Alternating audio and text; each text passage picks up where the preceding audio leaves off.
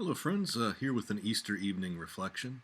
I thought I'd share with you the reading that's typically read on Sunday of Easter in the evening, and it's the road to Emmaus. It's in Luke 24, if you'd like to look it up yourself. That same day, two of them were walking to the village Emmaus, about 7 miles out of Jerusalem. They were deep in conversation, going over all these things that had happened. In the middle of their talk and questions, Jesus came up and walked along with them, but they were not able to recognize who he was. He asked, "What's this you're discussing so intently as you walk along?" They just stood there, long-faced, like they had lost their best friend. Then one of them, his name was Cleopas, said, "Are you the only one in Jerusalem who hasn't heard what's happened during the last few days?" He said, "What has happened?" They said, "The things that happened to Jesus the Nazarene. He was a man of God, a prophet, dynamic in work and word, blessed by both God and all the people. Then our high priests and leaders betrayed him, got him sentenced to death, and crucified him. And we had our hopes up that he was the one about to deliver Israel. And it is now the third day since it happened. But now some of our women have completely confused us. Early this morning they were at the tomb and couldn't find his body. They came back with the story that they had seen a vision of angels who said he was alive. Some of our friends went off to the tomb to check it and found it empty, just as the women said, but they didn't see Jesus." Then he said to them, "So thick-headed, so slow-hearted, why can't you simply believe all that the prophets said? Don't you see that these things had to happen, that the Messiah had to suffer and only then enter into his glory?" Then he started at the beginning with the book of Moses and went through all the prophets, pointing out everything in the scriptures that referred to him. They came to the edge of the village where they were headed. He acted as if he were going on, but they pressed him, "Stay and have supper with us. It's nearly evening. The day is done." So he went in with them, and here is what has happened. He sat down at the table with them. Taking the bread, he blessed and broke it and gave it to them. At that moment, open-eyed, wide-eyed, they recognized him, and then he disappeared. Back and forth they talked.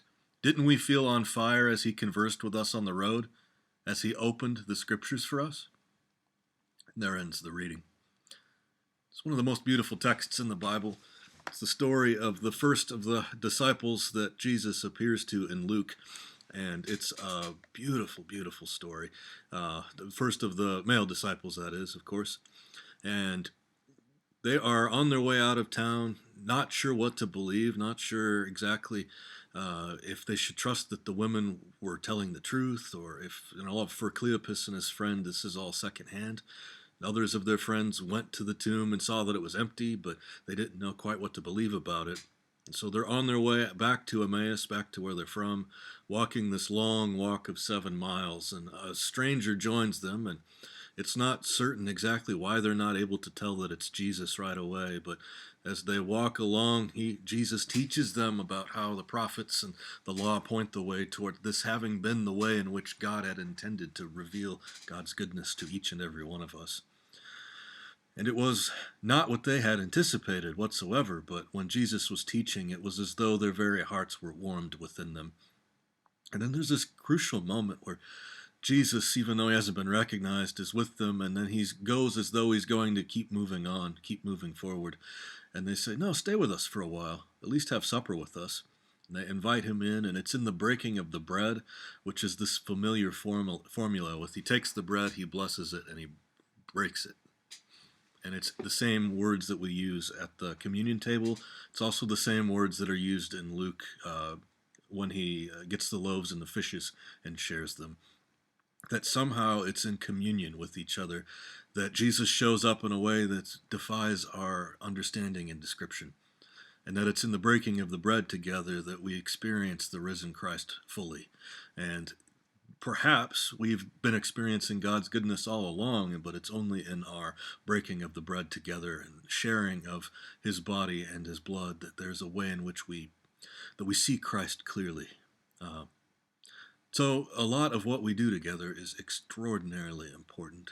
So it's the difference not just of learning about what's true, because they were able to do that from Jesus before they recognized it was him, but for them to be the first witnesses to return to Jerusalem from elsewhere saying that Jesus had appeared might not have happened had they not chosen to invite him in to break bread. So when we have communion, sometimes it feels like just another ritual that we do, but it's at the heart of who we are as disciples, and it's at the heart of who we are as Christians to see what's really true and who we really are in the light of Christ. We do that by breaking bread together. So on this Easter Sunday, I hope you're having a good time with your families, with friends, having a good time remembering the light of the Word in your life. And know that you are in my prayers and that Christ is still alive and still bringing blessing for each of us who choose to break bread with each other in remembrance of him. So have a good Easter, and I will see you soon.